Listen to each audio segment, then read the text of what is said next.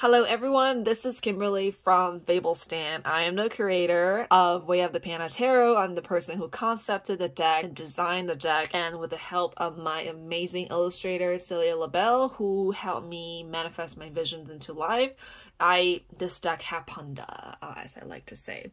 This is the guidebook and this is the baby panda edition, and what I'm gonna do today in this video is to use the Kung Fu Panda spread, a spread that I made for the suit of wands or the fire pandas. I'm going to do a reading, pull some cards with a baby panda edition, Way of Panda Tarot. Lisa totally did this first. I mean, I wasn't thinking of doing this, but I was thinking of doing something similar. I wanted to film videos of me doing a tarot reading for myself and kind of just use that as a way to talk about what I'm learning and experiencing and just kind of share my XPs with you and my tarot insights with you and just kind of use it as a vlog situation at the same time.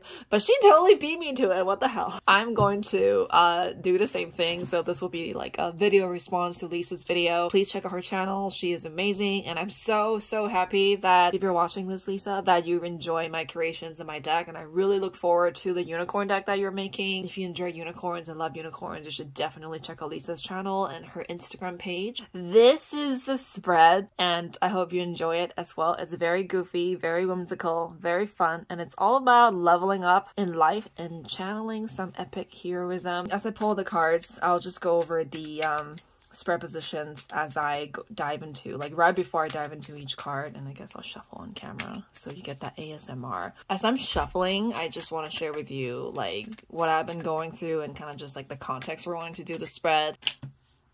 That is definitely context for wanting to do the spread because I've just been so stressed out and I'm really struggling with my business after deciding to really confront my pain and not shy away from my pain associated with my creative work. Not dissociate when I'm having like difficult moments. I really just am struggling, but you know, like in a good way, because I have made a commitment to not disconnect from my body when I'm having difficult moments. So that's why it's difficult. It's difficult because I'm like aware and I'm not like using sugar or workaholism or other means of coping mechanisms to escape my pain. I'm facing them head on, and that's why it's painful. But that's good because then I'll get to really hold space for myself and be with myself. I'm not talking properly because once I start a reading, my intuition starts kicking in. I just kind of like get into that flow state and I just really want to dive into the reading. But yeah, that's the context. The context for this reading is like I've been struggling with my perfectionism and also overwhelmed. Just like what Lisa was saying in her video, I've also been struggling with needing to resolve all that freaking trauma in my body associated with my creative work because I went through a lot of like mental and verbal abuse from teachers who taught me, and so I just have a lot of pain around creating the things I really enjoy because I was always sort of pressured and sort of been dictated upon to become that version of like what my teacher is approving of, become the version of success that they dream of me being, and just completely ditching and dismissing and just neglecting and just abandoning and destroying my creative identity so that I could be this other version of myself that my teacher had cooked up. Wonder why that's why the Hierophant is there. But yeah, I just really wanted to show up for myself in a way that's loving and show up for myself in a way where I really connect with my work and my creative voice, and I'm not just doing things out of hustle or just, you know, overworking myself to escape the pain. So the first card is stretch sesh. You know, before a good kung fu workout, you need to stretch. What do I need to master in order to establish a solid foundation for channeling my power? So I know like this card gets a lot of bad rap because it's such a anxious, anxiety-inducing, and stress-inducing card. One of the positive traits from this card is mental resilience and mental strength and mental fortitude. I actually named this card after my mother. When she found out that I put her on the card, she was a little dismayed. She was like, why'd you put me on such a negative card? But I'm just like, but you're such a mental warrior. Like, you're so disciplined. You're so good at handling stress and staying strong in the face of stress and adversity in life. So I just think like this is such a testament to her strength, and I think it's such a great way to honor someone in my life is just to kind of just put them on a card. My entire family is in this deck. I don't know if you can tell who's who, but my entire family is sort of like commemorated in this deck. This is my mom, and I know she doesn't look super happy to be there, but she's just so freaking strong. Like, I don't know how she does it. Like, she's just so mentally strong. And I think to warm up, you know, to to be able to do all this, to be able to kick butt and overcome my struggles with productivity and creativity, and also just, you know, this fear of failure, this intense fear of failure, and constantly falling into analysis paralysis, is actually to realize that there's some days that are going to be hard, especially now, the beginning. This is like the beginning of me really feeling into my pain and really facing and confronting my pain and my fears. It's gonna be hard because I never really worked that muscle before. I've been working the muscle of like escapism and hyperproductivity and dissociating. I think I was pretty good at those. I never really worked out my mental muscle where I need to kind of push myself through the through all that discomfort to get out of my comfort zone. So in order like to succeed, to constantly and consistently show up for myself, to be persistent. That's not gonna be pleasant because, you know, when you first start working out, it's just gonna be kind of painful because you're stretching yourself, like literally stretching yourself, like your muscles literally tear when you're stretching so you can gain more flexibility. So that's literally, I think, what this card is telling me, is to have that mental resilience and fortitude and just like have the resilience to push myself through discomfort and not get too caught up in the moment.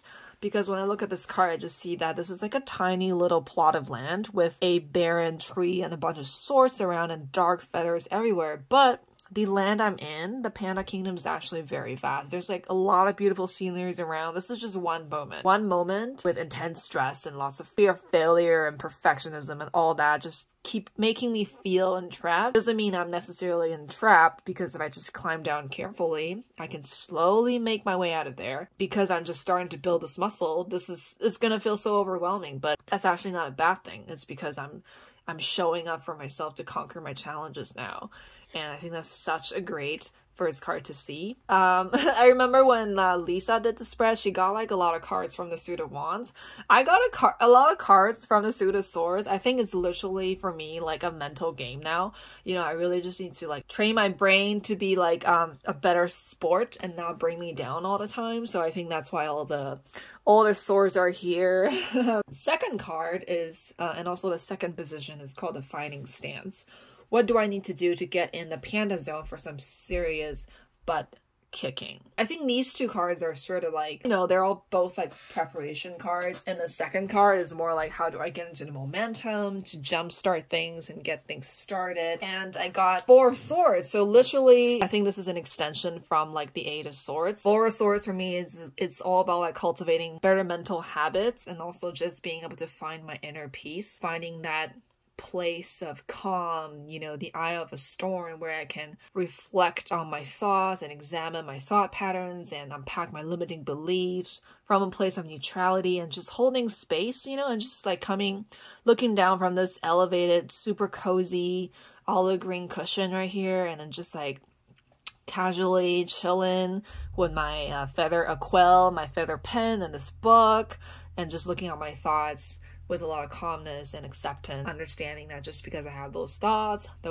are passing, they don't define me. I get to choose what story I write for my life. I'm the hero of my own story, I'm the writer of my own story. I get to choose what thought I carry with me into my creative projects, and also into my, you know, pursuit of success, and also accomplishing goals and things like that.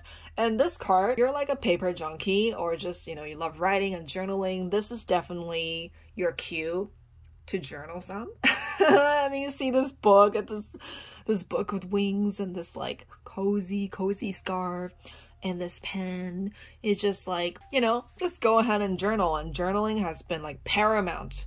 I mean, paramount in my healing journey and self-discovery, and also just like personal development process. Is because like, if I don't write things down, like writing is just so magical, right? If I don't write things down, I don't process them as well. I think I also process them in quiet moments where, say, like I'm in a bathtub, or I'm showering, or on my bed, I'm meditating. But writing things down is just a whole different ballgame. It's literally holding space on a piece of paper, and I'm just like engaging and interacting with my thoughts. So I think journaling is very powerful for me.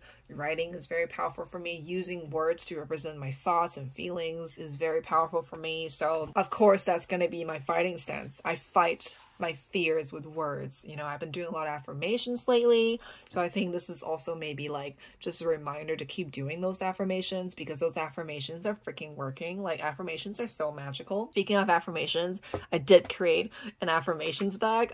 This is a shameless sell plug. Okay, so the third card is called Heya No Mercy. This is how I'm going to rock and roll.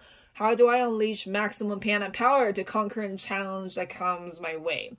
So this is kind of like the power-up card, you know, like sort of like Super Saiyans charging up to transform, and magical girls, you know, doing that makeup transformation sequence and becoming their magical girl self. And I got a High Priestess. You know, I used to be very disconnected with a High Priestess. I think before I just feel that she was kind of distant, and I was kind of like giving stereotypical interpretations every time she came up. I would be like, oh yeah, the answer is already within, just use your intuition, blah blah blah. This card has come to mean so much more to me now. Every time I see her, it's about embracing my witchy self, embracing the part of me that's magical girl, that's whimsical, that's a little otherworldly, that uses her intuition, that feels into vibes, just knows things without explanation. And this is the part of me that I really need to lean into, because I often feel like I can't really make decisions in life based on my intuition, or I can't really make decisions in life based on how magical I feel. I remember there was a moment where I was filming a video and I kind of stopped halfway, but when I was filming the video, when I was filming footages of the video and thinking about the content, what I was feeling in that video, or just like when I was doing it, it felt like there were angels all around me. Like there were wings wrapped around me. It was almost like telling me that this is gonna be a great video. You should definitely put this video out. And I still had to test that, because I haven't put that video out. I haven't even finished making that video. It's not this video. But it just made me feel like maybe there's something here. Maybe I need to follow this inkling instead of getting caught up in like what is the most logical thing to do. What is like what everyone else in the hustle culture space, in the transformational space, in the tarot witchy space, what are they doing? Instead of trying to like find the cookie cutter path for me, trying to find the perfect path that I can follow so I can avoid all the mistakes. And I know that's my trauma talking, because the part of me that's traumatized needs to find a version of myself that is not mine, that I can become, so I can appease whoever that's gatekeeping this version, whoever that is just dishing out approval for this particular version of me. So I need to like be her. I need to find that formula, algorithm, the perfect cookie cutter method to become that person. So I find myself like constantly having the tendency to do that. The most important thing right now for me is to listen to my own intuition and follow my own path and follow my own heart and lean into my own heart, and not get too caught up with doing what everyone else is doing. I don't want to admit it, but I freaking do that. Like, I really don't want to admit it, but that's honestly a bad habit that I have that I need to unpack. So I just need to trust my intuition more and trust my own inner sense of magical guidance more. And just like when I feel like something is magical and tingling, like I should just really honor that and follow that. So the fourth card is the monster rears its head. How is my fear trash talking me right now, seeking to discourage me and strip me of my power? And I think I'm gonna do 4 and 5 together, just because these two cards are like on top of each other and then they're like closely connected. The number 5 is like, hope is frail, shadow clouds hover above. What does my fear show me? What is the outcome I'm trying to avoid? I remember when Lisa like got to this position, she was like, oh, this seems very similar to number 4. I think what I wanted to like explore with spare position 5 is like, your fear has a story. Like, your fear actually reveals something about you. Maybe it's something from your past. Maybe it's something that you're really scared of happening again. You know, what is your fear telling you? Like, there's a story and outcome associated with your fear. It's like, what do you not want happen? Like, what are you trying to avoid? Because fear is trying to protect you from danger. What is that thing that you're so afraid of? Maybe I need to make that more clear. They are kind of different. It's a little subtle. I mean, Lisa kind of like took a second, because I think I was being a little convoluted. But yeah, that's the difference. Like, I should probably maybe edit that. I am planning to edit this book. Eventually. I have so many things to do. This is literally just my past trauma screaming at me. This is like telling me like, you're trying to be this new person, Kim. You're never gonna make it. You're never gonna make it. You're not good enough. You're never gonna be a writer.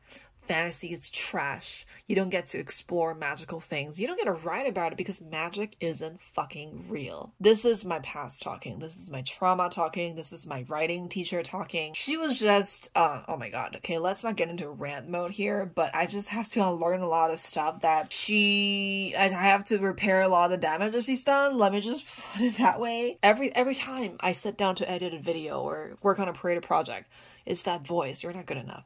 You don't know what you're doing. You don't get to do this. You don't deserve this. Like, you're so far away from the success that you're trying to cultivate. Like, why are you doing this? You know, it's just intense, just voice of self-doubt and criticism and berating me, just beating me down. And every time, every single session I sit down to create something, that voice is in my head. It's in my throat. It's in my body. I could feel it. I could feel it pulling me down. That's freaking intense.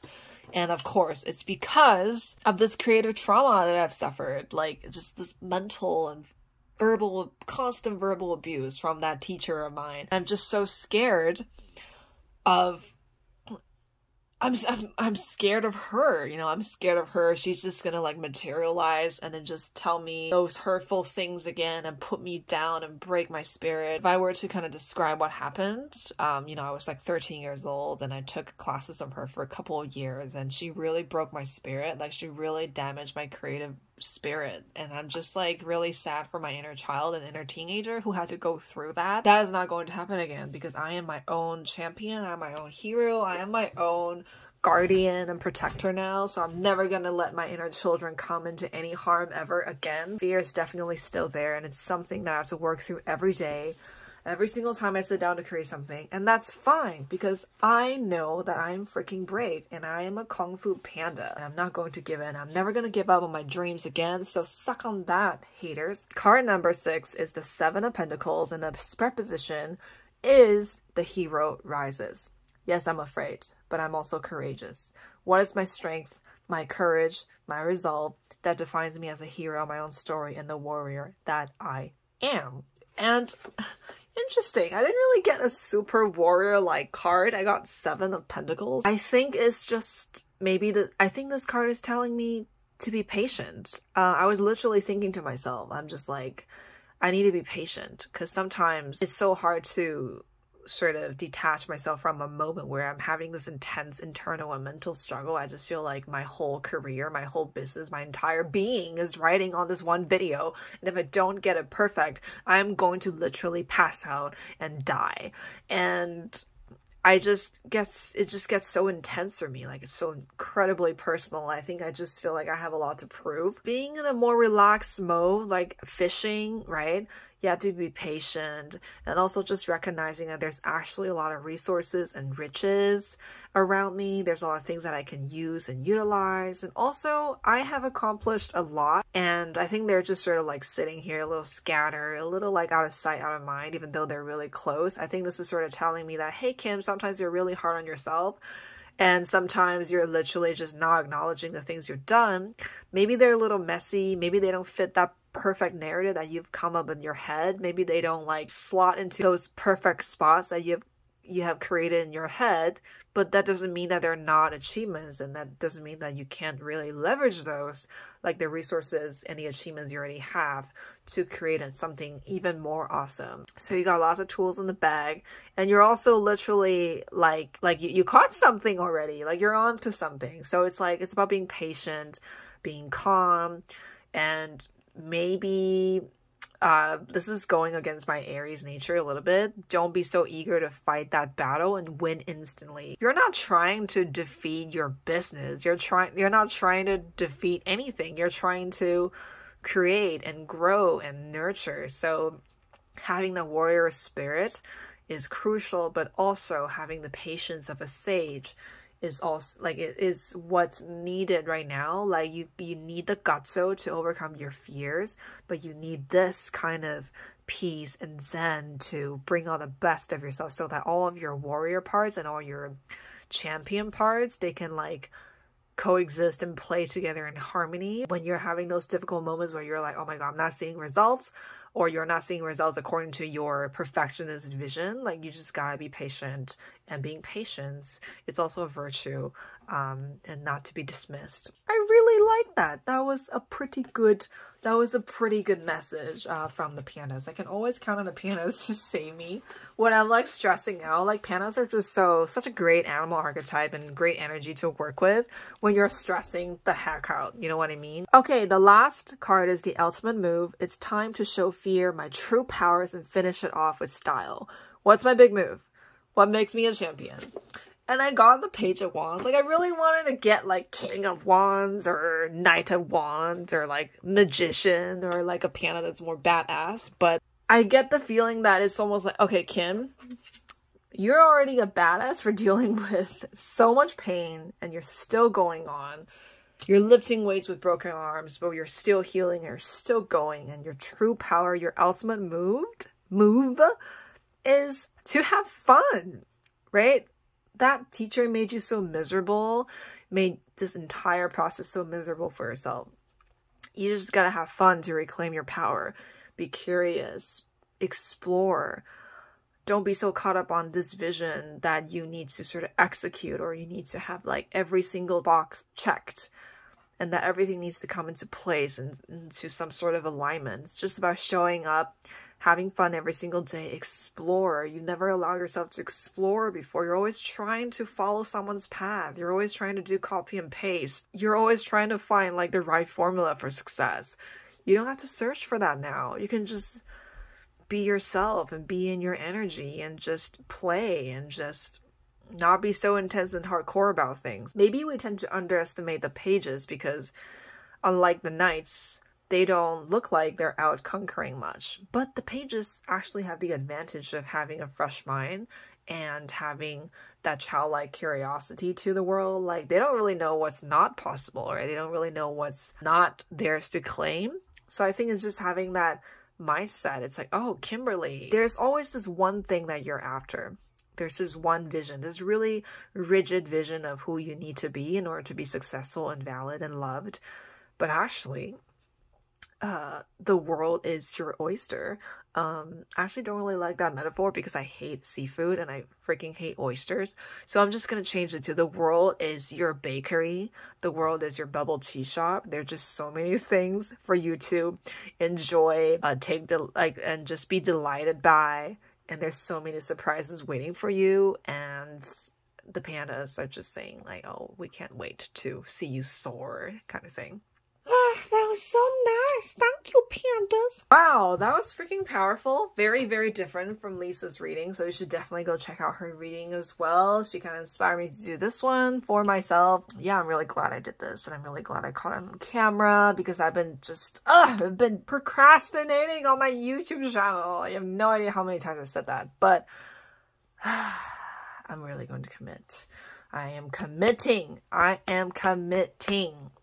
I'm not going to give up again. Never, ever, ever, ever, ever, ever. Before I go, I would just like you to know that I recently redesigned Way of the Panda Tarot Baby Panda Edition's cover. It has this new pink watercolor wash. It's so much prettier.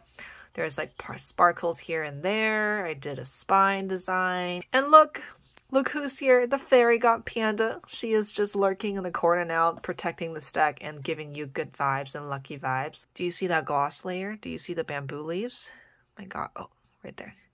Can you see? And the butterflies? My god. Ah, there we go. You see that?